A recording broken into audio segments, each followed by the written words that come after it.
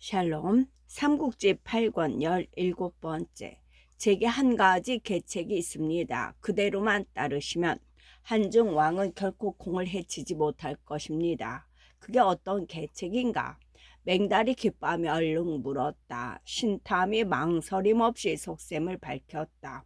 우리 형제는 위에 투항할 뜻을 품은 지 오래였으나 아직 마땅한 계기가 없어 기다리고 있었습니다.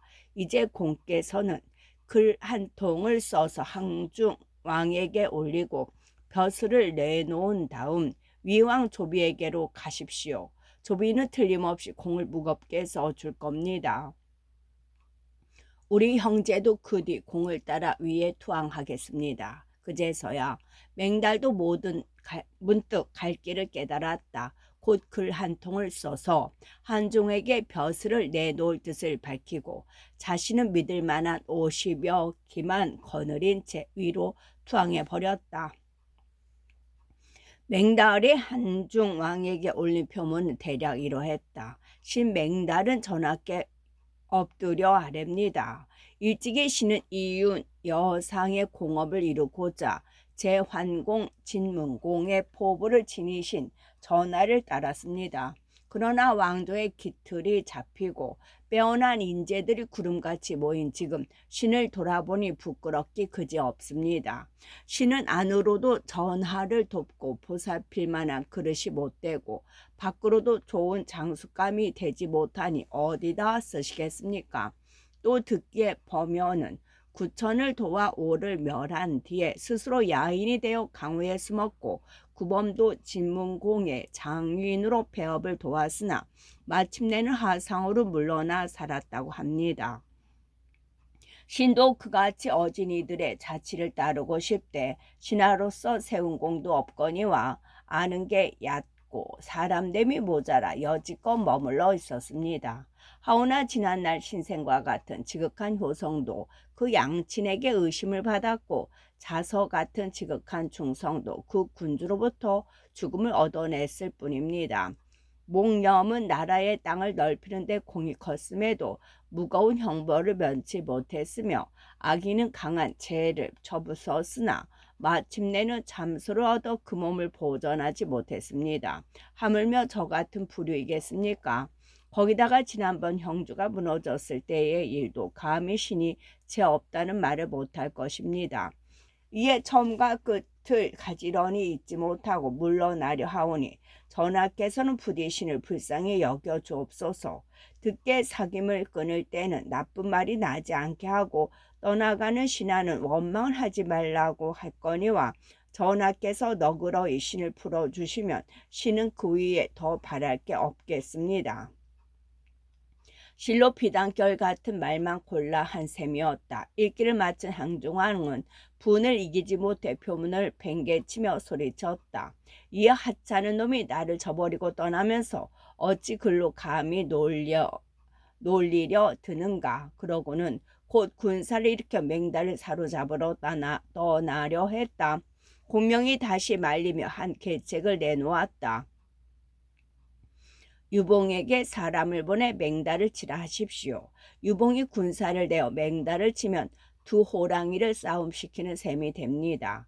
유봉은 이기든 지든 반드시 성도로 올 것인데 그때 이를 저결하십시오. 유봉이 맹달을 사로잡아 오면 둘을 한꺼번에 잡아 죽이고 싸움에 지고 쫓겨오면 유봉 하나만이라도 죄를 주면 됩니다. 그렇지 않고 맹달만 쫓아가는 죄가 같은 유봉까지 놓쳐버릴 수 있습니다. 그 말을 들은 유비는 불덩이 같은 속을 억지로 눌러 참으며 그대로 했다.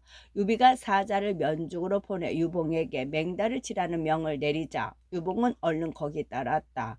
광공에게 지은 죄를 이참에 벗겠다는 듯 크게 군사를 일으켜 맹달을 잡으러 갔다. 한편 상용을 버리고 떠난 맹달은 며칠 뒤 허창에 이르러 조비를 찾았다.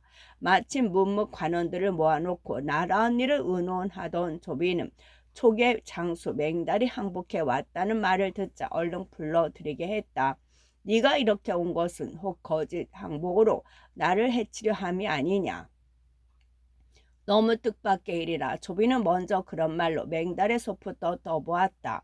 맹달은 머리를 연신 조아리며 말했다. 신이 전에 광공의 위태로움을 구해주지 않았다 하여 한중왕이 죽이려 하기에 두려워서 이곳으로 왔습니다. 다른 뜻은 결코 없으니 부디 너그러이 거두어 주십시오. 조비는 그래도 맹달을 믿을 수가 없었다. 그때껏 유비가 중하게 쓰던 사람이 투항에 온 예는 거의 없었던 까닭이었다. 그 바람에 다시 이것저것 캐묻고 있는데 문득 급한 전갈이 들어왔다. 유봉이 5만 군사를 이끌고 양양성을 치러 왔습니다. 그러나 싸움을 걸며 하는 소리는 다만 맹달을 죽이러 왔다는 것뿐입니다. 그제서야 조비도 맹달을 조금 믿는 마음이 생겼다. 그러나 아직도 다 믿을 수는 없다는 듯 맹달을 보고 말했다. 정이 이 항복이 네 잠뜻이라면 어서 양양으로 가서 유봉의 목을 가져오너라. 그래야만 네 말을 믿을 수 있겠다. 맹달이 그 말에 고개를 저으며 대꾸했다. 아니오시다. 군사를 움직일 것도 유봉의 목을 벨 까닭도 없습니다. 제가 가서 이로움과 해로움을 따져가며 그를 달려보겠습니다. 그의 죄 또한 나와 같으니 반드시 대왕께로 항복해 올 것입니다. 그러자 비로소 조비도 기쁜 납핏을 지으며 맹달을 받아들였다. 맹달에게 상기 상시 건무 장군 평양 정후의 신성 태수를 내리고 곧 양양으로 보냈다. 그 무렵 양양에는 하후상과 서황이 이미 대구를 거느리고 가 있었다. 맹달이 오기 전부터 상용을 빼앗으려고 조비가 손을 써둔 것이었다. 양양에 이른 맹달은 그 두 장수를 만나보고 물었다. 유봉은 지금 어디에 있습니까? 성박 50리쯤 되는 곳에 진을 치고 있소이다. 서황과 하우상이 아는 대로 대답했다. 그러자 맹달은 먼저 유봉에게 글 한 통을 써 보냈다. 짐작가는 대로 한중왕의 속셈을 유봉에게 밝혀줌과 아울러 조비에게 항복할 것을 권하는 글이었다. 사자가 가져온 편지를 읽은 유봉은 몹시 성난 소리로 외쳤다. 이 도종놈이 전에는 우리 숙질간의 의를 저버리게 하더니 이제는 또 우리 부자간의 의마저 끊어 놓으려 하는구나. 그야말로 나를 불효불충한 사람으로 만들려는 놈이다. 그러고는 그거를 푹푹 찢고 사자를 목배 굳은 뜻을 알렸다. 그렇도록 유봉은 아직 때묻지 않은 데가 있었다. 맹달도 유봉이 편지를 찍고 사자를 목뺐다는 말을 듣자 분이 머리끝까지 올랐다. 다음날 유봉이 군사를 이끌고 나와 싸움을 걸자 그 또한 지지 않고 나가 맞섰다. 양쪽 군사들이 둥글게 진을 쳐 맞선 가운데 유봉이 문개 아래 나가 칼끝으로 맹달을 가리키며 꾸짖었다. 나라를 저버린 이 역정놈아, 네 어찌 그따위 어지러운 말로 나를 꾀려 했느냐. 맹달도 지지 않고 유봉에게 맞서 꾸짖었다. 이 가엾은 것아, 너는 죽음이 이미 너 머리 위에 와 있는데도 아직 그걸 깨닫지 못하는구나. 네 어찌 그리도 머리가 어둡고 무디냐. 그러자 유봉은 더 성을 참지 못하고 말을 박자 달려나갔다. 단칼로 맹달을 쪼개 놓겠다는 듯한 기세였다. 맹달도 물러나지 않고 맞섰으나 유봉의 그 엄청난 기세를 당해내지 못한 듯했다. 새 합을 넘기지 못하고 쫓겨 달아났다. 유봉은 이긴 기세를 타고 군사를 몰아 맹달을 뒤쫓았다.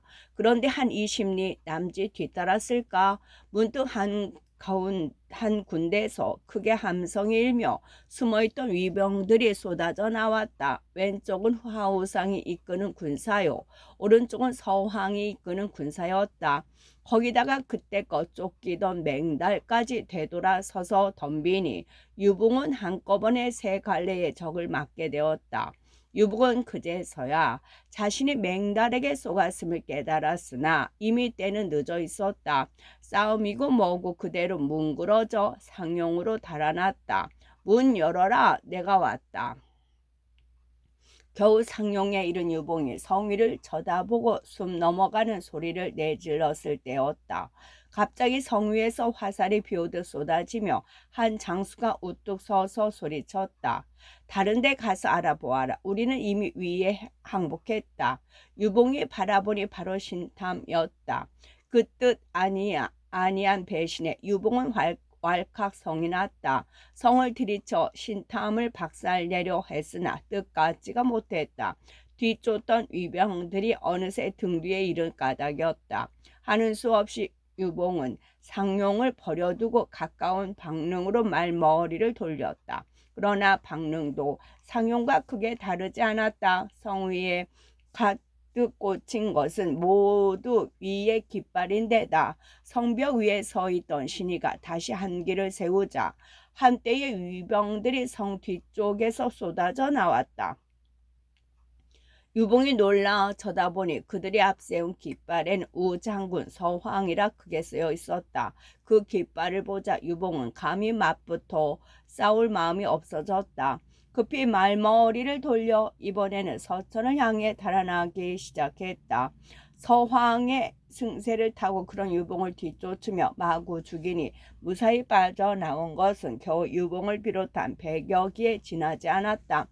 성도에 이른 유봉은 항중왕을 찾아보고 땅에 엎드려 울며 그 간의 일을 자세히 아뢰었다.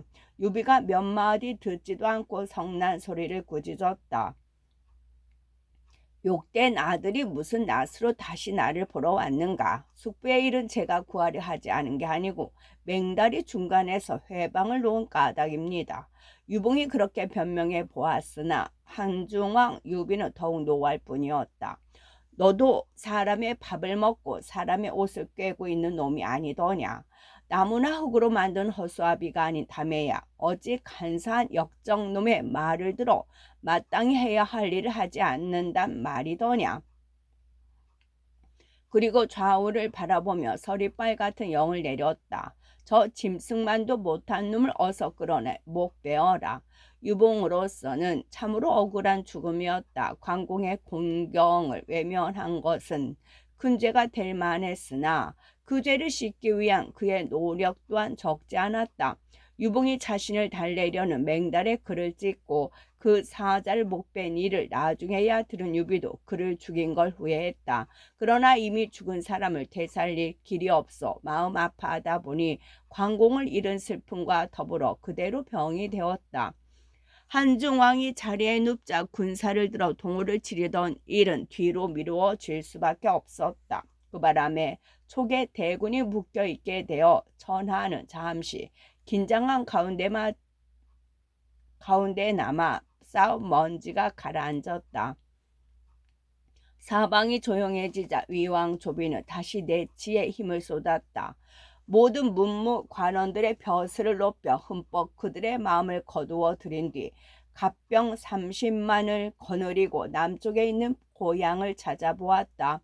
선영이 있는 패국 초연을 찾아 옛적 항고주를 흉내낸 듯 싶다.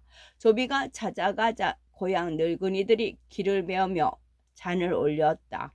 바로 한 고조가 제위에 오른 뒤 고향이 폐에 돌아갔을 때 마을 늙은이들이 한 대로였다. 조비는 흐뭇하기 그지없어 일일이 잔을 받아 마시며 그들과 즐기는데 사람이 와서 알렸다.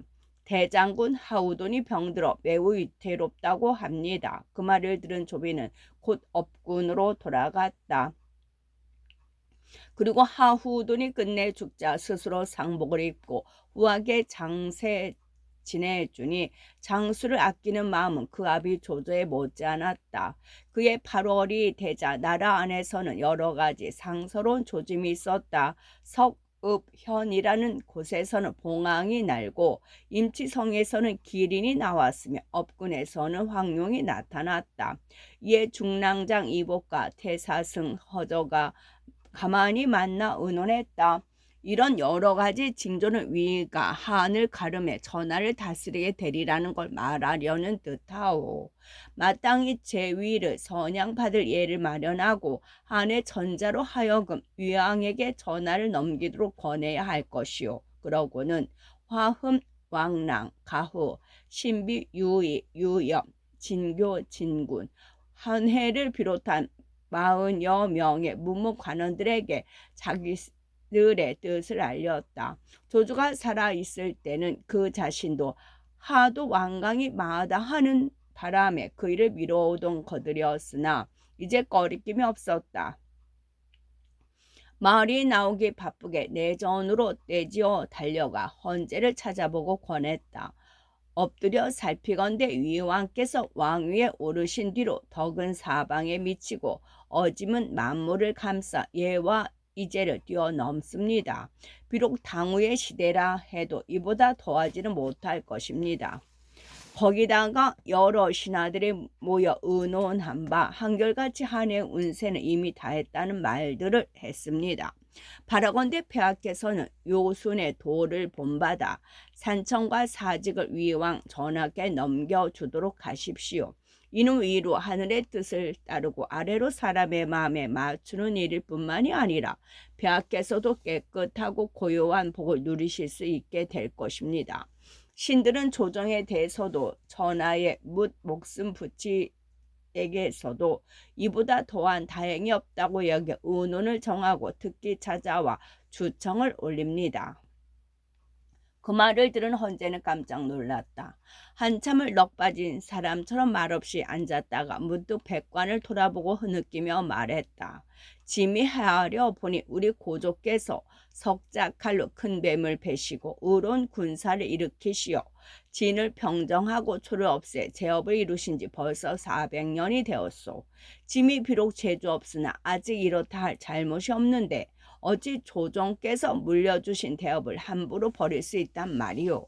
그대들 모든 관원들은 다시 한번 공의로 의논해 보시오. 그러자 화흠이 이복과 허저를 데리고 헌제 앞으로 우적우적 다가와 울러대듯 말했다.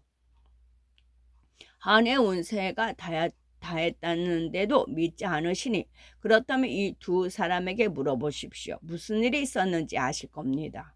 그 말에 헌제가 그 두 사람을 물끄러미 쳐다보니 이복이 제 스스로 나서서 말했다. 위왕께서 주게 하신 뒤로 기린이 내려오고 봉황이 날았으며 황룡이 보였습니다.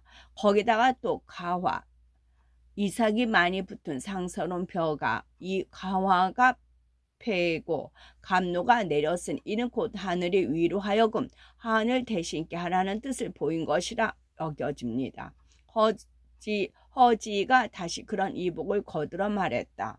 저희들은 천문을 살피는 일을 맡은 벼슬아치들로 밤에 건상을 보니 한의 기술은 이미 다했고 폐하의 별도 어디론가 숨어 버리지 않고 있습니다. 거기 비해 위의 건상은 하늘에 이르고 땅을 덮어 그 빛남이 말로 다 드러내기 어렵습니다. 뿐만 아니라 도참에도 그런 뜻을 나타내는 글이 뚜렷이 나와 있습니다. 그게 어떤 글인가? 그제서야 헌제도 마지 못한 듯 허지에게 물었다. 허지가 더욱 힘을 주어 말했다. 찬문에 쓰여 있기를 귀자 곁에 위자가 연이어 한을 가름하니 할 말 없구나. 언자는 동이요 오자는 서라. 두 해가 나란히 빛나며 아래 위로 있는 곳이네 라 했습니다. 귀자가 변이 되고 위자가 곁에 이어지면 바로 위자가 되어 위가 하늘 가름하게 된다는 뜻이며 언자가 동쪽에 있고 오자가 서쪽에 있으면 합쳐 허요 두 해가 아래 위로 나란히 빛나면 장이 되니 그 허장에서 위가 하늘로부터 전하를 물려받게 될 것이라는 뜻이 아니겠습니까? 바라건대 폐하께서는 이 같은 하늘의 뜻을 깊이 헤아려 주십시오. 하지만 헌제는 그래도 얼른 그들의 말을 받아들이려 하지 않았다. 애써 위엄을 되찾으며 나무라듯 말했다. 상서로운 조지민이 도참 따위는 모두 허망한 것들이다. 그대들은 어찌 그 허망한 것을 믿어 짐에게 조정이 물려주신 기업을 버리라고 하는가. 그러자 이번에는 왕랑이 나섰다. 옛부터 일어남이 있으면 반드시 쓰러짐이 있고 성하면 쇠함이 따르는 법입니다. 망하지 않는 나라가 어디 있고 기울지 않는 집이 어디 있겠습니까? 한실은 400년을 이어오다가 폐하에 이르러 이제 운세가 다했습니다. 폐하께서는 마땅히 전하를 내어주고 물러가 피하실 일인지 쓸데없이 늑장을 부리시며 끌어가셔서는 아니 됩니다. 더 끌다가는 반드시 별난이 일 것이니 부디 그걸 살피시어 나아감과 물러남을 정하십시오. 이제는 주청이라기보다는 드러내놓고 하는 협박이었다. 일이 거기에 이르자 헌제도 말로 뻗대봐야 쓸데없다는 걸 알았다. 다만 큰 소리로 흐느끼며 후전으로 들어가는데 백관들은 모두 그걸 비웃으며 흩어졌다. 다음 날이 되었다. 문 벼슬아치들이 다시 대전에 모여 환관들로 하여금 헌제를 불러내게 했다. 헌제는 두렵고도 걱정이 되어 감히 대전으로 나오지 못했다. 조황후가 그런 헌제에게 물었다. 백관들이 모두 모여 폐하를 뵙고자 정하시는데 폐하께서는 어찌하여 핑계만 대고 나가지 않으십니까? 그대의 오르머니가 제위를 뺏으려고 백관을 시켜 나를 윽박지르려는 까닭에 나가지 못하고 있어. 헌제가 울며 그렇게 대꾸했다. 조황후는 조조의 딸이요 조비의 누이 동생이었다. 밝은 성을 내며 소리쳤다. 아닙니다. 제 오라버니가 어찌 그런 역적질을 하려 들리 있겠습니까? 하지만 바로 그때였다. 그런 황후를 비웃듯 조흥과 조휴가 칼을 찬 채 들어와 헌제에게 나갈 것을 졸랐다. 성난 황후가 그런 둘을 소리쳐 꾸짖었다. 바로 니놈들이 북에 눈이 어두워 함께 역적질을 꾸민 놈들이구나. 아버님께서는 공이 온 세상을 덮고 위험이 천하를 떨쳐 올렸건만 그래도 나라의 신기만은 감히 넘보지 않으셨다. 그런데 이제 오라버니는 왕위를 이은 지도 얼마 되지 않으면서 벌써 하늘로부터 전하를 뺏을 생각을 한단 말이냐.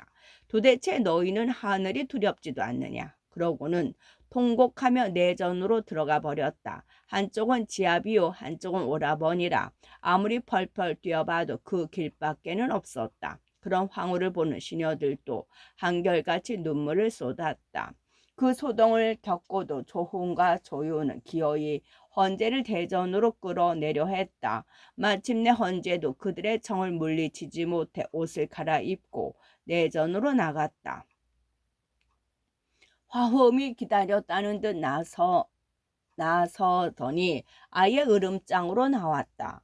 폐하께서는 아무래도 어제 저희들이 의논했던 정한 일을 따르심이 좋을 듯합니다. 그래야만 그 화를 입지 않게 되실 겁니다. 그대들은 모두 한 해 복록을 먹은 사람들이요.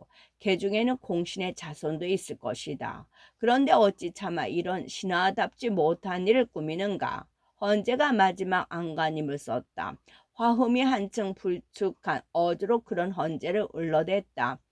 폐하께서 기어이 저희들의 뜻을 따르지 않으시다가 오래자나 소장 지변을 당할까 두렵습니다. 저희가 불중해서 이러는 게 결코 아닙니다. 누가 감히 천자인 이 몸을 죽인단 말인가. 지렁이도 밟으며 꿈틀한다던가. 헌제도 마침내 목소리를 높였다. 화흠도 지지 않고 맞받아 꾸짖듯 말했다. 폐하가 임금으로서 복이 없어 전하가 같이 어지러운 것은 세상 사람들이 다 알고 있는 일입니다. 만약 위왕께서 조정에 계시지 않았다면 폐하를 죽이려는 자가 어찌 하나뿐이겠습니까? 폐하께서 은혜를 알아 갚지 않으시면 곧 전하의 모든 이들로 하여금 함께 전하를 폐하를 치라고 하는 소리나 같다는 걸 모르십니까? 끝내 천자의 자리를 내놓지 않으면 우리 모두가 당신을 죽이겠소 라는 것과 같은 소리였다. 그제서야 헌제도 크게 놀랐다. 우선 시간이라도 벌어볼 셈으로 소매를 떨치고 일어났다.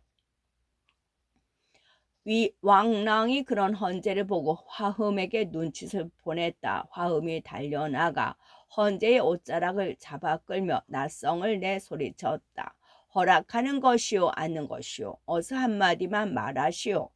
신하가 임금에게 하는 말이라기보다는 거리의 물의 배가 양인을 잡고 위협하는 것에 가까웠다.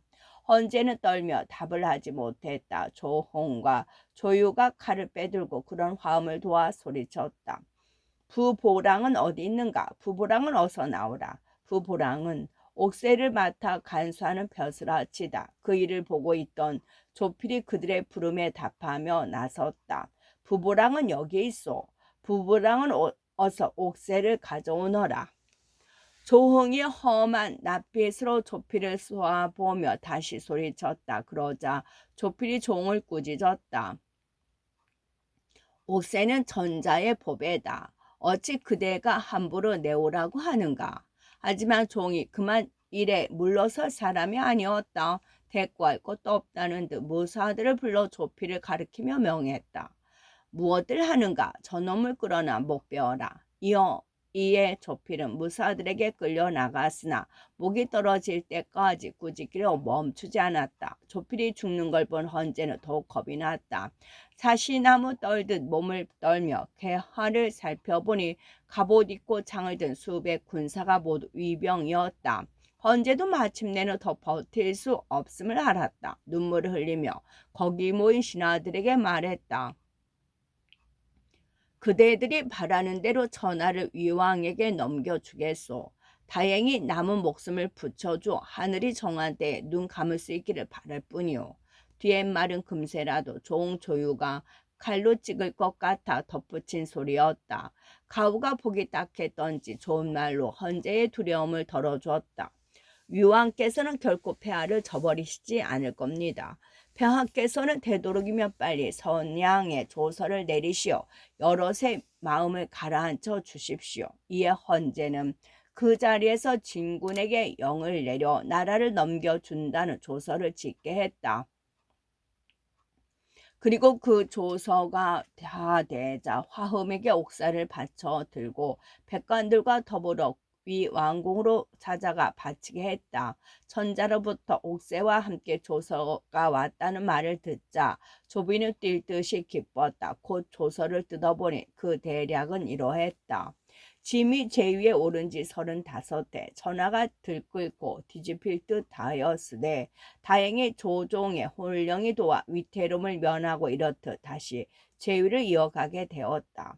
그러나 이제 우러러 하늘을 살피고 굽어 백성들의 마음을 헤아려 보니 한의 전수는 이미 끝나고 모든 것은 도시에게로 옮겨진 듯하다. 이것은 전왕의 신무한 업적에다 다시 금왕의 밝은 덕이 더해 때에 응함이니 역수의 뚜렷하고 밝음을 믿고 알만하다. 무릇 대도를 행함에 있어 전하는 공의를 따라 주고받아야 하는 법. 당요는 사사로이 그 아들에게 전하를 넘기지 않아 길이 이름을 남길 수 있었다. 짐은 그 일을 홀로 사모하다 이제 요를 본받아 승상이 위왕에게 전하를 넘겨주고자 한다. 왕이여 행여라도 사양치 말진저. 읽기를 마친 조비는 곧 거기 쓰인 대로 조서를 받아들이려 했다. 그때 사마이가 가만히 말했다. 아니 됩니다. 비록 조서와 옥새가 이르렀다 해도 전하께서는 마땅히 표를 올려 견명을 보이심으로써 세상 사람들의 나무람을 없이 해야 합니다. 조비도 금세 그 말을 알아들었다. 왕랑에게 표문을 짓게 하고 스스로 덕이 열붐을 내세우면서 따로이 어진이를 찾아 제위를 물려주기를 정했다. 비록 사양은 했지만 헌재가 천자 자리를 내놓아야 한다는 것만은 움직일 수 없게 만들어버린 것이었다. 조비가 올린 표문을 읽어본 헌재는 놀랍고도 의심스러웠다. 그의 사람을 시켜 억지로 옥사를 빼앗가다시피 해놓고 이제 마땅하니 그 속셈을 알 수가 없었다. 이에 다시 여러 신하들을 보고 물었다. 위왕이 겸손을 받지 않으니 어찌하면 좋겠는가. 속으로는 그게 조비의 진심이기를 바라며 해본 소리였다. 그러나 그 물음이 떨어지기 바쁘게 화흠이 나와 말했다. 지난날 무왕은 왕후를 받을 때 3번 그 조서를 사양한 뒤에 받아들였습니다. 폐하께서는 마땅히 다시 조서를 내리시어 권하도록 하십시오. 그러면 그때는 위왕께서도 그 뜻을 따르실 겁니다. 그 바람에 헌재는 하는 수 없이 이번에는 환회를 시켜 다시 조서를 짓게 했다. 그리고 고묘사의 장음에게 절을 갖추고 옥새를 받들어 위왕궁으로 가게 했다. 조비가 2번째 조서를 받아 읽어보니 거기에는 이렇게 적혀 있었다. 그대 위왕이여 그를 올려 겸양하는구나. 그러하되 짐이 하늘 맡은 뒤로 성하던 것이 점점 쇠하여 오늘처럼 된 지 이미 오래되었다. 다행히 무왕 조조가 나서 덕과 운을 어우르고 크게 무위를 떨쳐 사납고 흉측한 무리를 쳐 없애니 겨우 이 땅이 깨끗해지고 안정을 얻었다. 거기다가 금왕피는 그 실마리를 이어 지극한 덕을 널리 비추니 가르침은 사회를 덮고 어진 풍속은 온 땅에 퍼졌다. 실로 하늘과 땅이 정한 운수가 그대에게 있음을 알만하다. 옛적 우수는 근공 스물이 있어 방훈 요 임금을 높여 이르는 말. 방훈이 전하를 넘겨주었고 대우는 물을 다스린 업적이 있어 중화가 제유를 물러주었다. 우리 하는 요의 운을 이어받았으니 이제 마땅히 그 거룩함을 다시 전해야 할 의가 있으리라. 신령스런 땅 귀신의 뜻을 따르고 하늘의 밝은 명을 받들어 어사대부 장음으로 하여금 지절과 더불어 황제의 옥새를 바치게 하니 왕이여 부디 거둘지어다. 조비가 다시 온 그 조서를 읽고 흐뭇하기 그지없었다. 그러나 첫 번째 조서를 받았을 때 사마에게 들은 말이 있어 이번에도 얼른 걷어들이지 못하고 가우에게 말했다. 비록 두 차례에 걸친 조서를 받기는 하였으나 마침내는 전하와 뒷사람들에게 내가 역적질했다는 소리를 듣게 될까 두렵소. 어떻게 하면 그런 더러운 이름을 얻지 않을 수 있겠소. 그야 매우 쉬운 일입니다. 다시 장음에게 명예 옥새를 가지고 돌아가라 이르신 다음 가만히 화음을 불러 지키십시오. 한제로 하여금 수선대란 축대 하나를 쌓게 하고 길리를 골라 높고 낮은 벼슬아치들을 모두 그 아래 모이도록 하는 것입니다. 그리고 거기서 한제로 하여금 몬수 옥새를 받들어 대왕께 바침으로써 천하를 넘겨주게 한다면 여럿의 의심을 풀어줄 뿐만이 아니라 대자는 쑥덕거림도 막을 수 있습니다. 조비는 그 말이 꼭 됐다 싶었다. 장음에게 명예 옥새를 가지고 돌아가게 하는 한편 다시 사양하는 표문을 지어 올렸다. 그 사이 화흠에게 사람을 보내 가우가 말한 대로 시켰음은 더욱 말할 나위도 없었다. 한편 헌제는 또 두 번째 내린 조서가 돌아오자 이번에도 군신들을 돌아보며 물었다.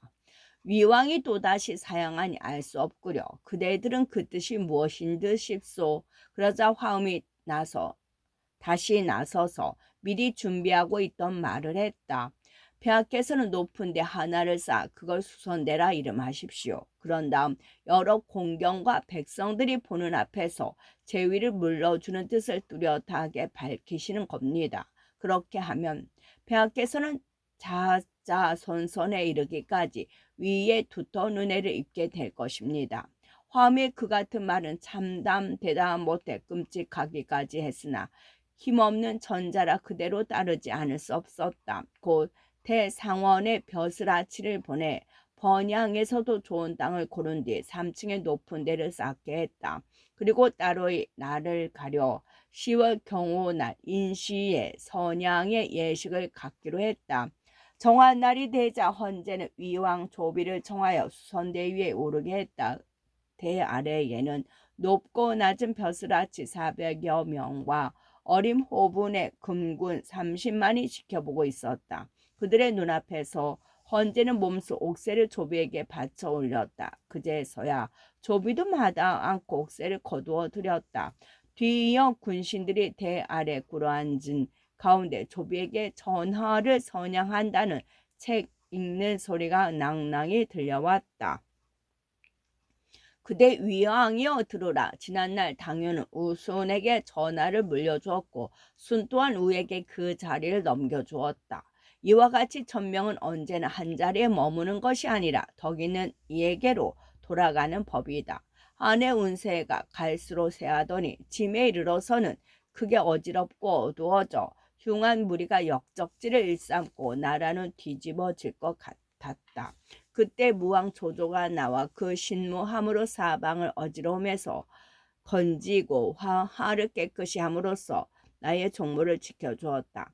그 덕이 어찌 짐 한 사람만이 얻음일 것인가. 실은 천하의 모든 곳에 미쳤다. 금왕은 그와 같은 앞선 실마리를 이어 덕을 빛내고 문무의 대업을 되슬려 그대 아비의 홍렬함을 더욱 드러냈다. 이에 황령은 상서로운 기운을 드러내고 사람과 귀신은 아울러 징조를 보여 백성들을 보살핌이 큰일임을 알려주고 모든 것을 그대에게 내주기를 짐에게 명했다. 모두 말하기를 그대는 우순에 견줄 만하다 하니 나는 이제 당뇨를 본받아 그대에게 죄를 물러주려 하노라. 오호라 하늘의 역수는 그대 한 몸에 있으니 그대는 사양 말고 만국을 받아 전명을 이으라. 읽기가 끝나자 위왕 조비는 수선의 대례를 지르고 제위에 올랐다. 가후가 높고 낮은 벼슬아치들을 모두 이끌고 대 아래로 가서 조례를 드렸다. 조비는 다시 연호를 고쳐 연강 원년을 향초 원년으로 삼고 천하의 대사령을 내리는 한편 죽은 아비 조조에게 태조 모 황제란 시호를 올렸다. 그 다음에 헌제 차례였다. 화음이 조비 앞으로 나가 아래웠다. 하늘엔 두 해가 없고 백성들에게는 두 왕이 있을 수 없습니다. 한제는 이미 천하를 폐하께 넘겨주었으니 마땅히 변두리 땅으로 물러나야 할 것입니다. 조서를 내리시어 유씨를 어느 땅에 둘 것인지를 밝혀주옵소서. 그러고는 헌제를 배 위에서 끌어내려 다른 신하들과 마찬가지로 조비 앞에 무릎을 꿇게 했다. 조비는 헌제를 사냥공으로 봉하고 그날로 봉지를 찾아 떠나가게 했다. 하도 기가 막혀 머뭇거리는 헌제를 화음이 소리 높여 꾸짖었다. 한 천자가 세워졌으면 한 천자는 없어지는 것이 옛부터 있어온 일이오. 지금 천자께서 인자하셔서 차마 그대를 해치지 못하고 사냥공에 봉하셨으니 그대는 오늘로 떠나가되 부름이 없으면 결코 조정으로 들어오지 마시오. 그제서야 헌제는 비오듯 눈물을 흘리며 조비에게 절하고 말에 올라갈 곳으로 떠났다. 그걸 보는 대 아래의 군사와 백성들은 모두 슬픔과 원통함을 이기지 못했다. 그러나 조비는 흐뭇하기 그지없었다. 누구의 랄 것도 없이 중얼거렸다. 순임금이 우임금에게 선의한 일이 어땠는지는 이제 짐도 알 것 같소. 하지만 그가 알았다는 게 비정한 힘의 논리인지 아니면 스스로 취한 아름다운 선양의 미덕인지는 아무도 짐작할 길이 없었다. 대 아래의 뭇 벼슬아치들은 다만 기꺼워하는 조비에게 만세를 외쳐 화답할 뿐이었다. 그로부터 몇십 년도 안 돼 바로 그와 같은 일이 이번에는 거꾸로 조조의 자손에게 일어날 줄 어느 누가 알았으랴. 한스럽다 익덕도 관공을 따라가고 한스럽다 익덕도 관공을 따라가고 끝.